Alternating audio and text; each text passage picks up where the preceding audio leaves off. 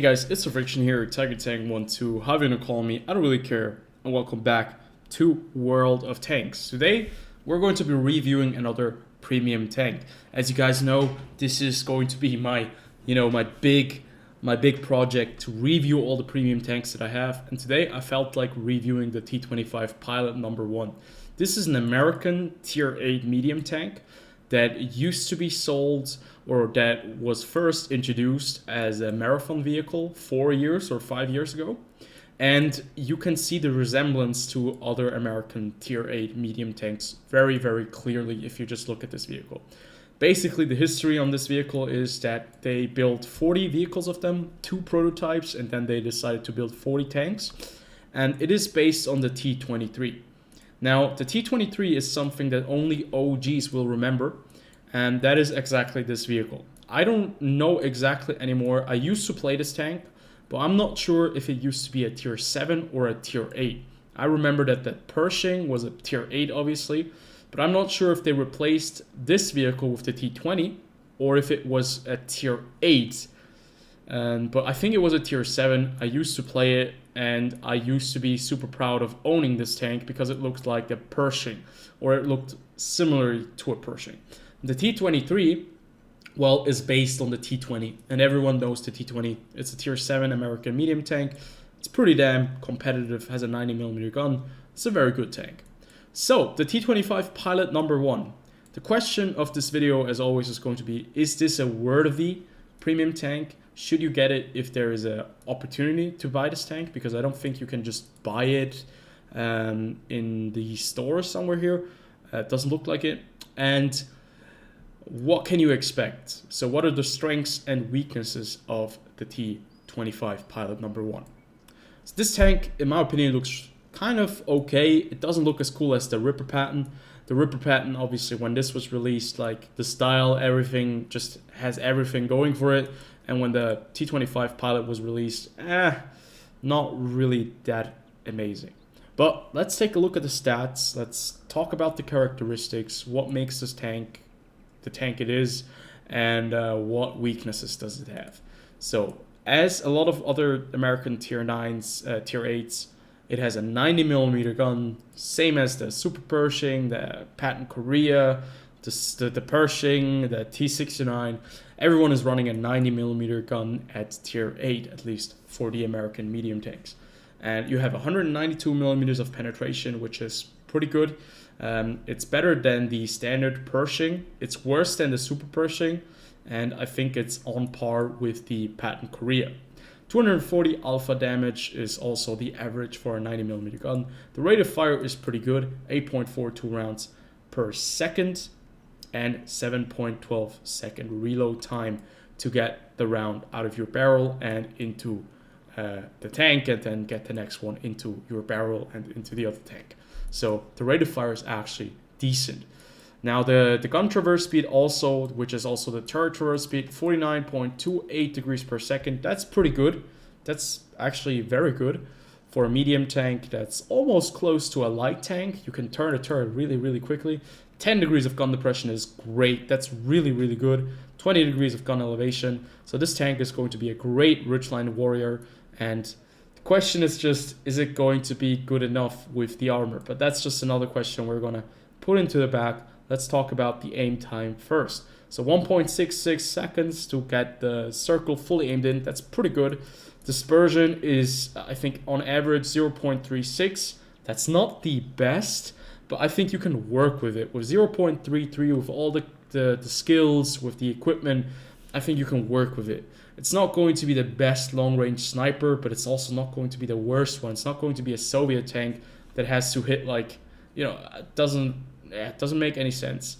The Soviets sometimes, their aim time and their dispersion is 0.42, and they're still able to hit targets at like 500 meters. But yeah, the dispersion is not as horrible as Soviet tanks have. So 0.33, you're still going to be quite competitive in close to mid ranges. Maybe long range, you're going to be suffering a little bit, but that's just a thing. So far, the firepower looks quite competitive. Now, the problem is the survivability. This tank has 1,450 HP, and it does need all the hit points that it can get. So the hull armor and the turret armor are exactly the things that make this tank a bit of a downer, just a little bit, because both at the front only have 76 millimeters of armor.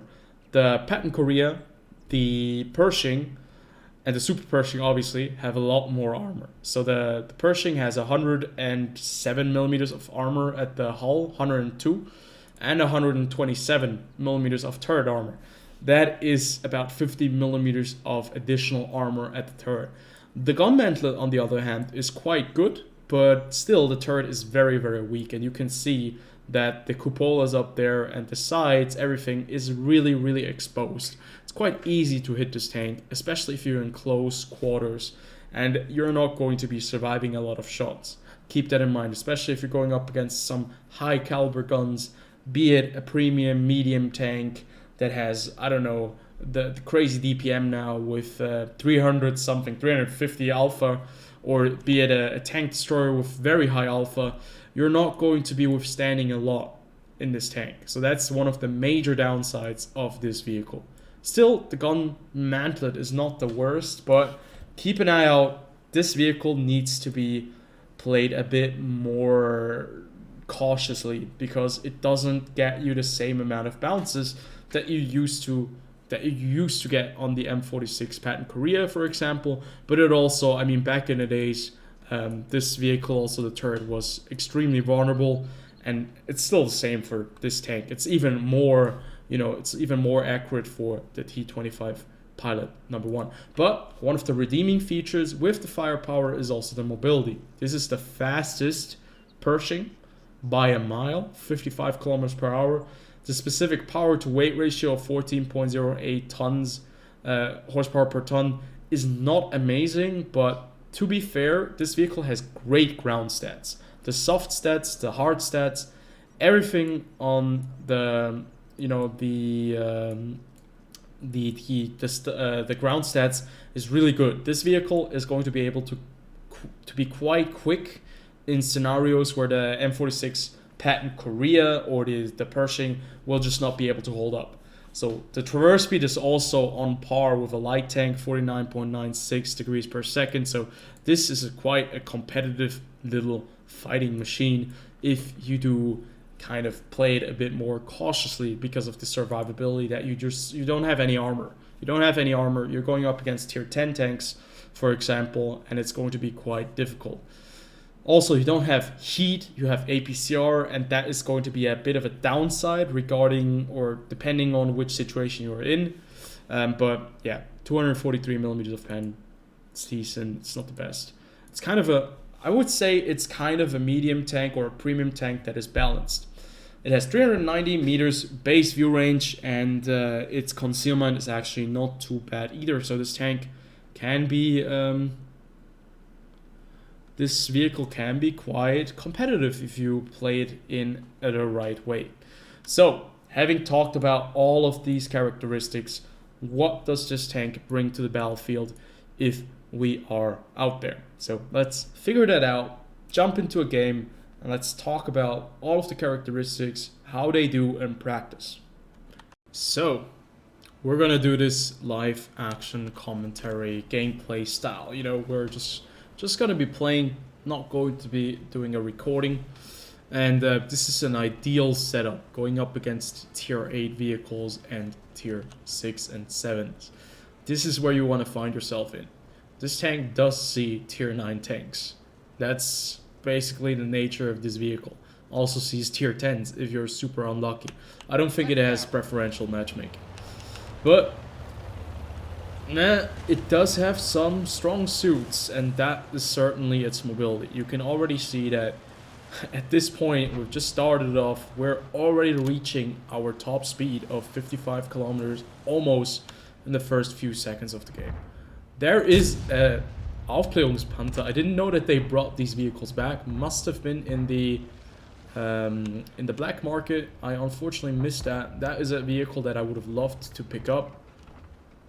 Certainly a tank that I really enjoyed when it was still in the game. Unfortunately, I was not able to pick it up because I was on leave. I was not here. So, oh, right there. There's a vehicle that is interested in shooting us. You can see right here, as already mentioned, the rate of fire is decent. It's not, maybe not the best, but it's quite competitive in my opinion. You can be quite annoying, especially if you have the open side of a lot of vehicles right there. And this FV is still shooting me.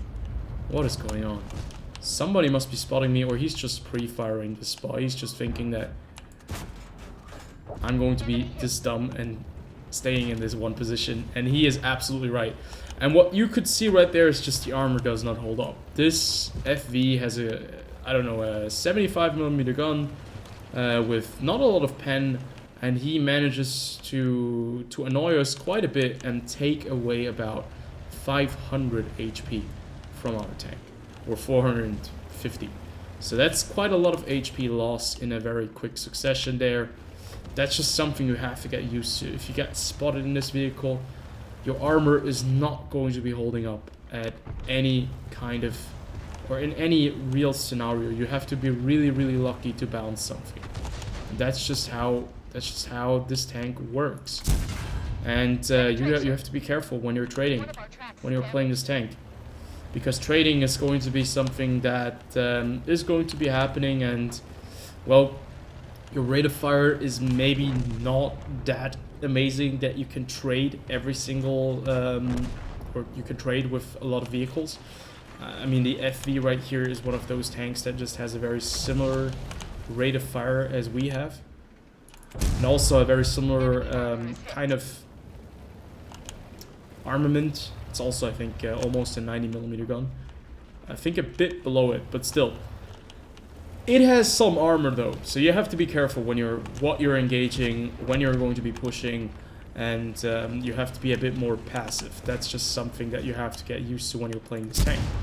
It's per se not a bad tank, it just isn't the most well-rounded in terms of having decent amount of armor to stay competitive. But still, I mean, you can make it work, especially if you have some support. This can be a great, like, supportive vehicle where you can roam with other fast vehicles, and you can just hope that you and everyone else shares the amount of HP, because that is where you can make this tank the most efficient, or use it the most efficiently. And I enjoy the gameplay. I like this tank. I like the Pershings. I just really enjoy playing American medium tanks at tier 9 and so forth. But if you do not like that, if you do not like American medium tank gameplay, the T25 is probably not going to be a vehicle for you. And because it plays similarly to the Ripper pattern, it plays very closely to the Pershing. Just has less armor, but somehow we still get lucky against these tier 6 vehicles. They have a bit of a problem getting through our tracks, because we've bounced several on the side. So this tank maybe can still bounce a couple, but only when you're going up against tier 8, 6, and 7 vehicles. I can promise you that going up against tier 8 vehicles, like if we would go up against the Bisonte, it would not look very pretty.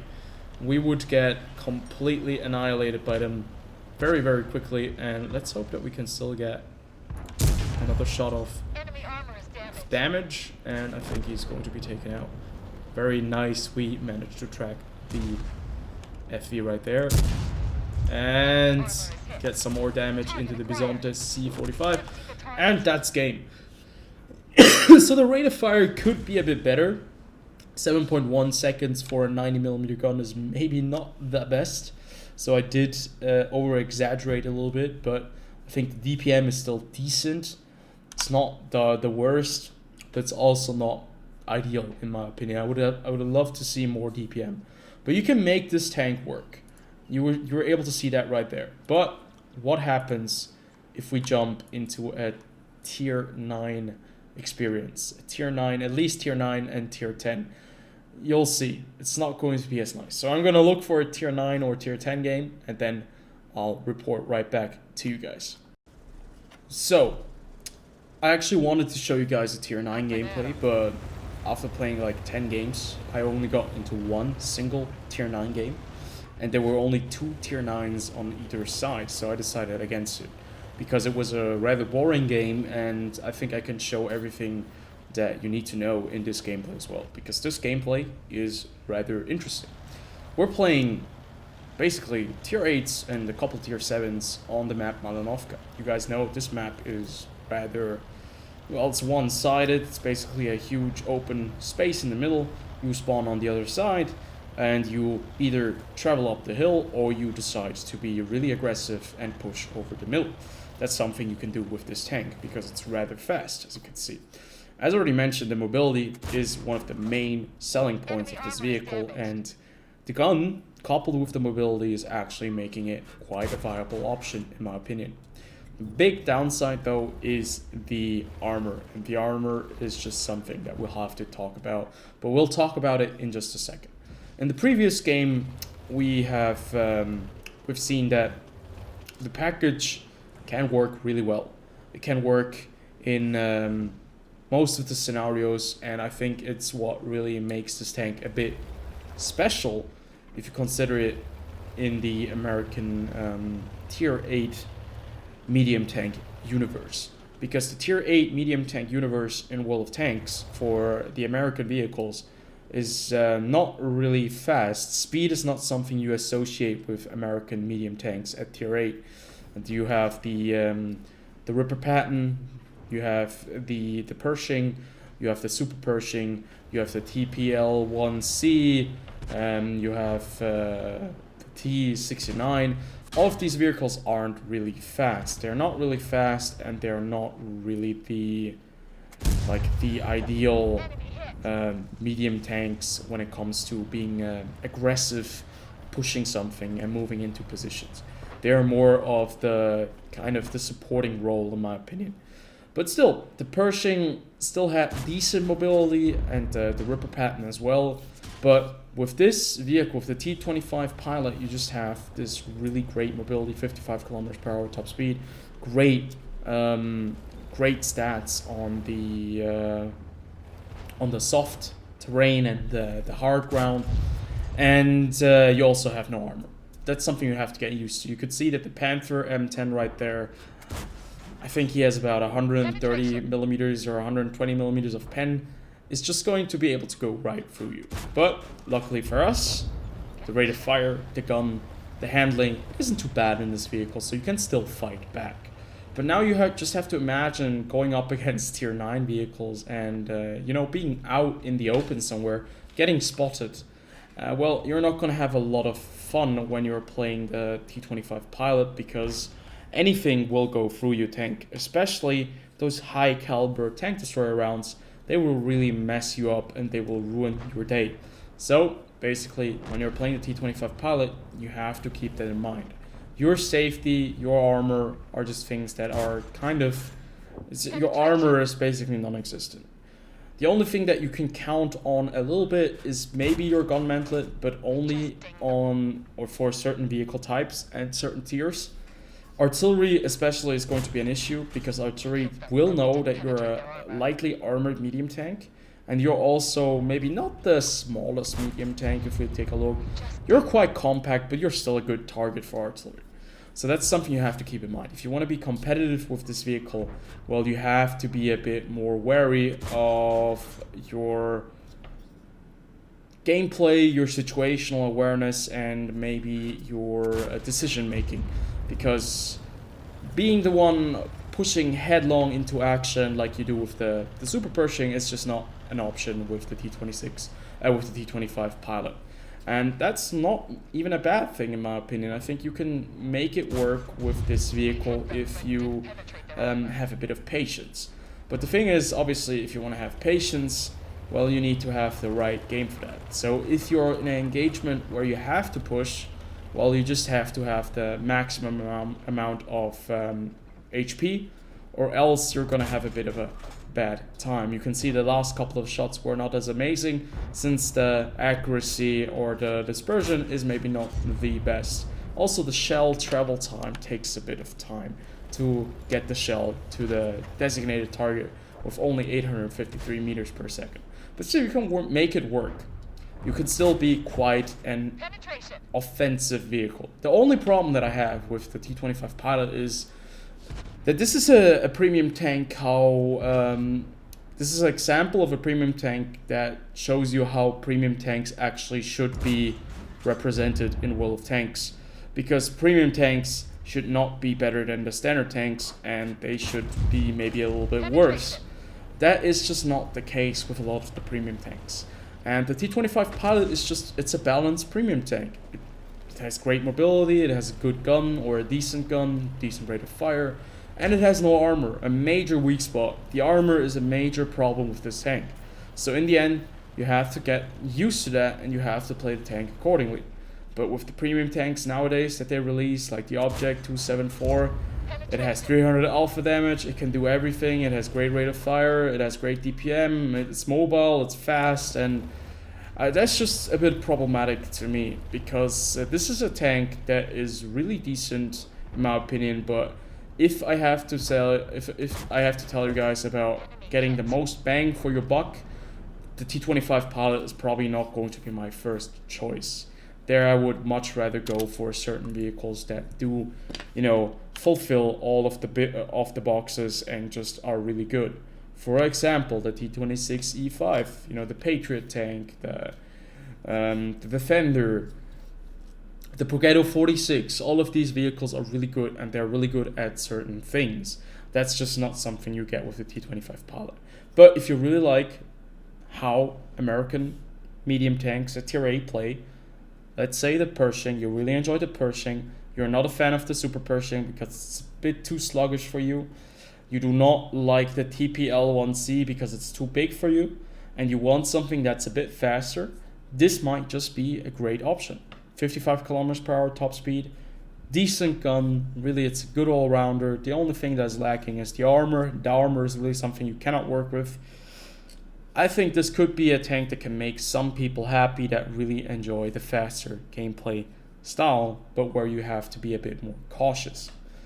It's the only American medium tank at Tier 8 that I can think of immediately that is quite fast. At Tier 9 it gets a bit better, but at Tier 8 it's just there's not a lot of options where the tanks are fast, at least in the American tech tree. So that makes this vehicle a bit unique in that sense. But still, yeah, I would not pay more than maybe 20 bucks, 25 bucks for this tank. I did get it in the marathon and I paid about 12 or 13 US dollars. Do not pay more than that because yeah, I don't think it's going to be worth a lot more than that. But the prices, everything, the money has basically lost value because the inflation, and the prices have gone up for the vehicles, but you don't earn more. So yeah, keep that in mind. It's not a bad tank. If there is an option to buy it for premium, for gold or for credits, I would think about it if you really enjoy faster Pershings. Other than that, I would kind of skip this vehicle, but still, it has a place in my heart. I like it. I enjoy playing it. I have 3-marked my Ripper patent, and this tank, maybe it will be a harder journey to 3-mark it, but yeah, maybe I'm thinking about it. So I hope you guys did enjoy this review, and always like, comment, and subscribe, and I'll see you guys on the next one. I'll be reviewing another vehicle in the near future, and I'm gonna work through my premium tanks one by one, and hopefully you guys enjoy that as much as I do. So I'll see you guys in the next video.